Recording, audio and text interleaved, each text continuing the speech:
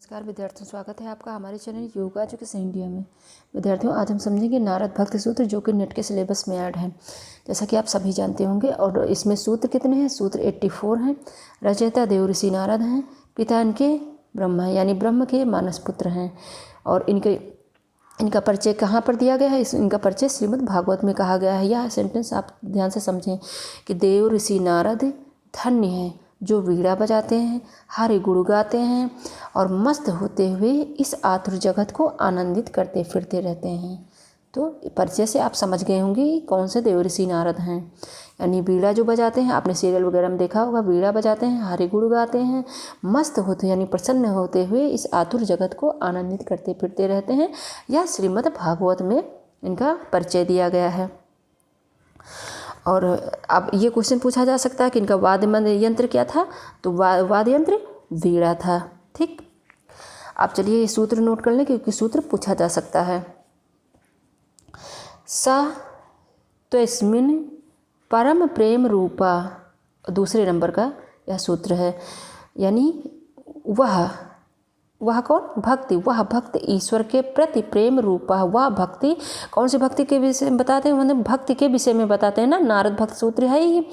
वह भक्ति ईश्वर के प्रति प्रेम रूपा है। यह अगर सेंटेंस लिखा रहेगा तो आप ना, अगर पूछा जाएगा ये कहाँ से लिया गया, तो नारद भक्त सूत्र से लिया गया है। ये आप नोट जरूर कर लें कि वह भक्ति ईश्वर के प्रति प्रेम रूपा है। तीसरा है अमृत स्वरूपाचा।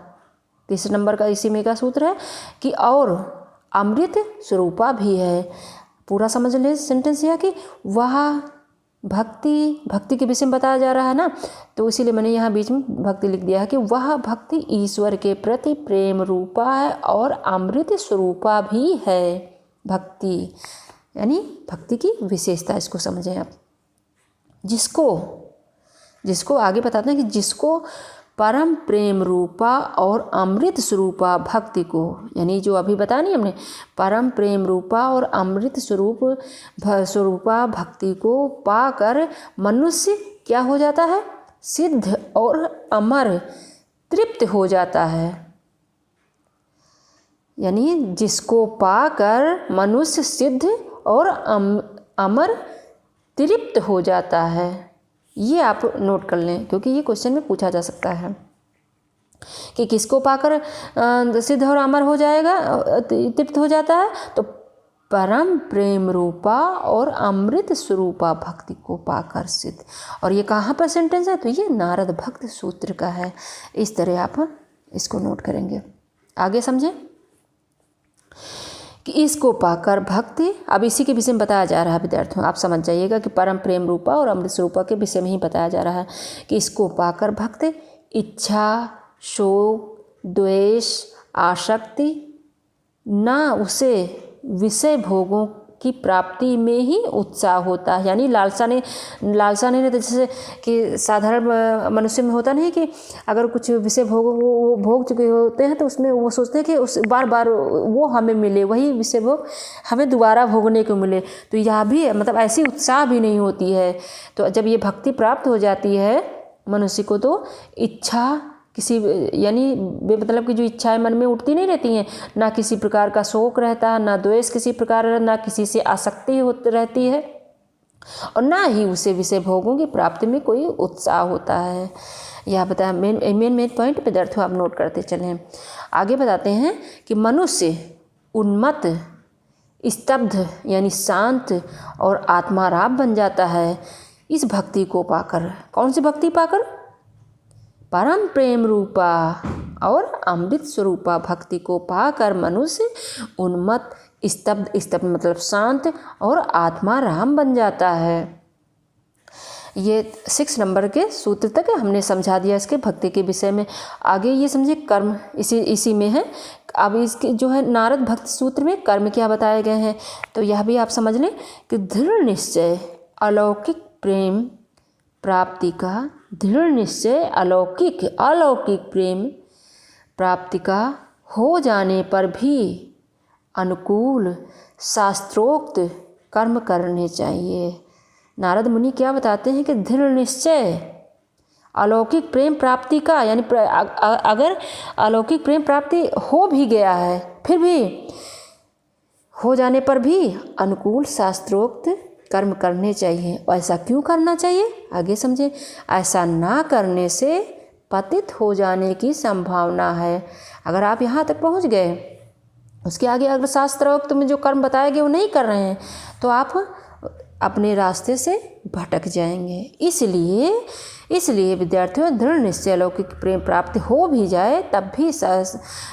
जाए तो उसके अनुकूल शास्त्रोक्त कर्म जरूर करने चाहिए, ताकि आप हमेशा अपने मार्ग पर बने रहें।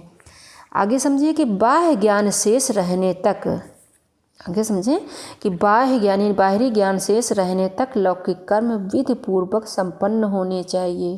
ठीक, भोजन आदि कार्य तो शरीर के रहने तक होते रहेंगे। विद्यार्थियों, यह बताया है कि बाहरी जो ज्ञान शेष रहने तक लौकिक कर्म विधि पूर्वक संपन्न होने चाहिए। भोजन आदि कार्य तो शरीर के रहने तक होते रहेंगे, यह बताया गया।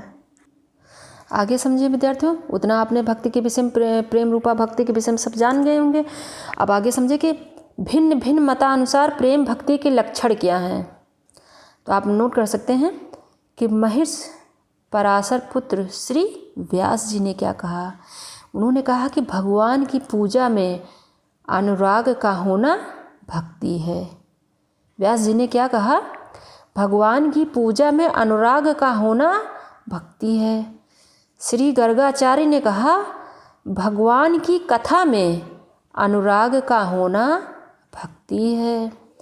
महर्षि शांडिल्य के अनुसार आत्मरति के अविरोधी विषय में अनुराग का होना भक्ति है।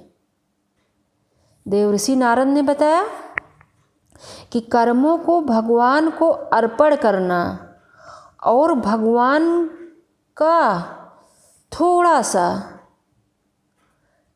सा भी विस्मरण होने से परम व्याकुल होना भक्ति है। यानी कर्मों को भगवान को अर्पण करो और भगवान में अगर थोड़ा सा भी अगर आप विस्मरण हो गए तो परम व्याकुल होना भक्ति है। यानी ये इसमें हो गया, जैसे योग सूत्र में बताया गया नहीं है, ईश्वर प्राणी निधान, योग सूत्र में बताया गया, वही थोड़ा मिलता जुलता है कि कर्मों को भगवान को अर्पण करना और भगवान का थोड़ा सा भी विस्मरण होने से परम व्याकुल हो जाना, यानी ईश्वर के प्रति एकदम से समर्पित हो जाना, देवर्षि नारद ने कहा। और पराशर पुत्र व्यास ने कहा कि पूजा में अनुराग होना भक्ति है। गर्गाचार्य ने कहा कि भगवान की कथा में अनुराग होना भक्ति है। महर्षि शांडिल्य ने कहा कि आत्मरति के अविरोधी विषय में अनुराग का होना भक्ति है। और देवर्षि नारद ने कर्मों को भगवान को अर्पण करना और भगवान का थोड़ा सा विस्मरण हो जाने से परम व्याकुल होना भक्ति है। ये आपने नोट कर लिया होगा। और विद्यार्थियों, देवर्षि ने के अनुसार प्रेमा भक्ति का महत्व आप नोट कर लें।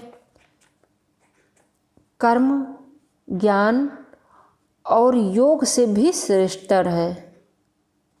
यानी यह जो प्रेमा भक्ति है, यह कर्म से भी और ज्ञान से भी और योग से भी श्रेष्ठ बताया गया है, सबसे उच्च बताया गया। ये क्वेश्चन पूछा जा सकता है कि कर्म, ज्ञान और योग से भी श्रेष्ठ है, यानी यह भक्ति फल रूपा है, फल स्वरूपा है, भक्ति फल स्वरूपा है, प्रेम रूपा भक्ति है।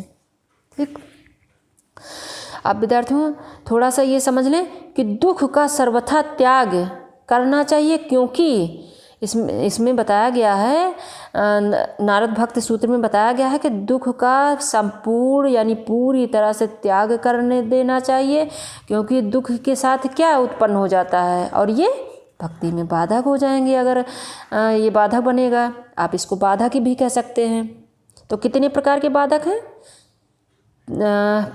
देखो, काम, क्रोध, मोह, स्मृति भ्रंश, बुद्धिनाश, यानी 5 प्रकार के बाधक हैं।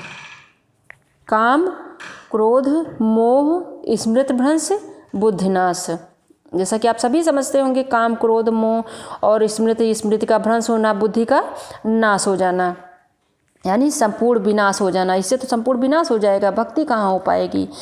ये आपने नोट कर लिया, यानी 5 प्रकार के आप इसको बाधक में नोट कर सकते हैं। यानी ये दुख के साथ और भी उत्पन्न, अगर दुख होगा तो ये उत्पन्न हो जाएंगे, दुख के साथ आ जाते हैं, काम क्रोध मोह स्मृति भ्रंश बुद्धि नाश, जैसा कि आप सभी अपने जीवन में अनुभव भी करते होंगे।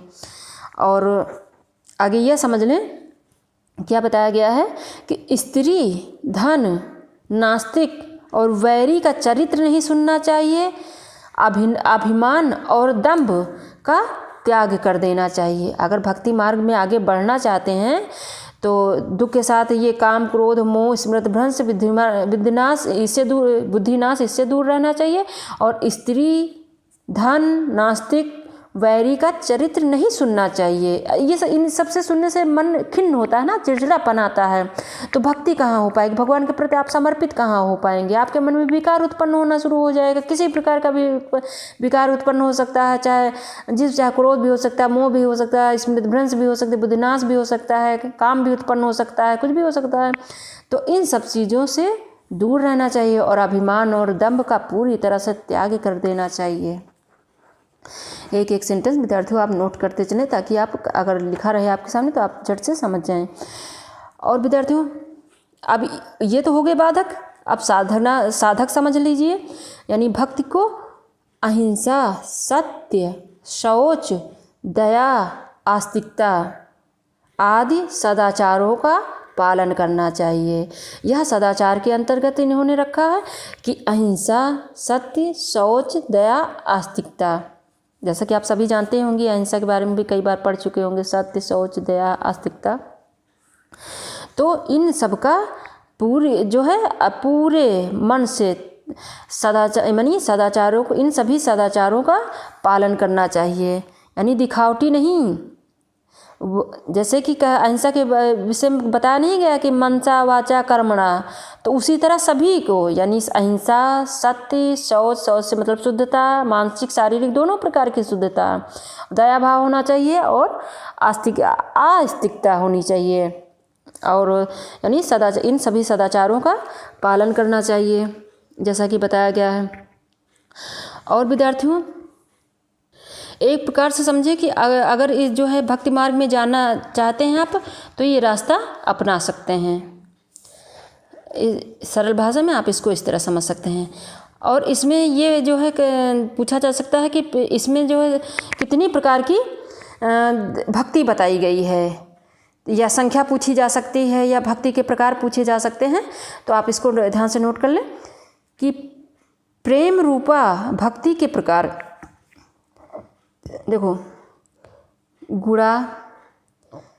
गुणा, महात्म्य, व्यक्ति, रूपाक्ति। आप जो है इसमें जैसे कि रूप है तो रूप शाक्ति इस तरह, और जो है पूजा शाक्ति इस तरह आप, लेकिन आप ये समझ लें कि जो है जैसे कि आप इस तरह समझ लें कि गुण, रूप, पूजा, स्मरण, दास्य, साख्य, कांता, वात्सल्य, आत्मनिवेदन, तन्मयता और परम विरह आसक्ति उसमें लगा सकते, सभी के पीछे आसक्ति आप लगा सकते हैं। तो ये हो गई, कितने प्रकार की हो गई? 11। देखो, गुण, रूप, पूजा, स्मरण, दास्य, साख्य, कांता, वात्सल्य, आत्मनिवेदन, तन्मयता और परम विरह। गुण यही कि ईश्वर के गुणगान करना, रूप ईश्वर के रूप का बखान करना, पूजा अर्चना करना, पूजा करना, स्मरण करना, अपने ईश्वर को स्मरण करना, दास की प्रकार से भगवान को पूजा करना, और सखा के भाव से याचना करना भगवान का वात्सल्य के रूप में, और आत्मनिवेदन करना, यानी आत्मनिवेदन वही ईश्वर प्रणिधान, यानी ईश्वर के प्रति समर्पण भाव। और इसमें जो है तन्मयता पूरी शिद्दत के साथ करना, यानी कि एक दिन भक्ति करो उस दूसरे दिन छोड़ दो, तन्मयता के साथ। और परम विरह यानी उत्कृष्ट वियोग, आसक्ति भाव होना चाहिए। ठीक, तो आपने नोट कर लिया होगा। गुण, रूप, पूजा, स्मरण, दास्य, साख्य, कांता, वात्सल्य, आत्मनिवेदन, तन्मयता, परम, विरह, आसक्ति, यानी सब में आसक्ति पीछे लगा सकते हैं आप। ये सरल माने आसानी से आपको याद हो जाए, वो जो है जैसे कि ये छोटे छोटे वर्ड आपको आसानी से याद हो सके। अब उसमें जैसे कि परम विरह, इसमें आसक्ति हमने लगा दिया, तो परम विरह आसक्ति थोड़ा सा जो है कठिन लगेगा ना याद करने में, तो इस तरह आप याद करेंगे तो आसानी से याद हो जाए। जैसे गुण, रूप, पूजा, स्मरण, दास्य, साख्य, कांत, वात्सल्य, आत्मनिवेदन, तन्मयता, परम विरह। ठीक, तो हमने इसमें क्या समझा? इसमें हमने देवर्षि नृत्य के जो भक्त नारद भक्ति सूत्र है, इसमें 84 सूत्र हैं, और तो इसमें थोड़ा सा हमने परिचय से मुख्य मुख्य चीज़ों को हमने नोट किया इसमें, और आप इसको अच्छे से समझ गए होंगे। जहाँ कहीं ना समझ में आए कमेंट बॉक्स में शेयर करें, मैं आपको तुरंत रिप्लाई देने की कोशिश ज़रूर करूँगी, आपको दोबारा समझा दूँगी। और अगर आप हमारे चैनल पर नए हैं तो सबसे पहले मेरे चैनल को सब्सक्राइब करें, बेल आइकन ज़रूर प्रेस करिएगा, ताकि मैं जैसे ही वीडियो अपलोड करूं आपके पास तुरंत नोटिफिकेशन आपको प्राप्त हो सके। खुद देखिए, दूसरे बच्चों को ज़रूर शेयर करिएगा। धन्यवाद विद्यार्थियों।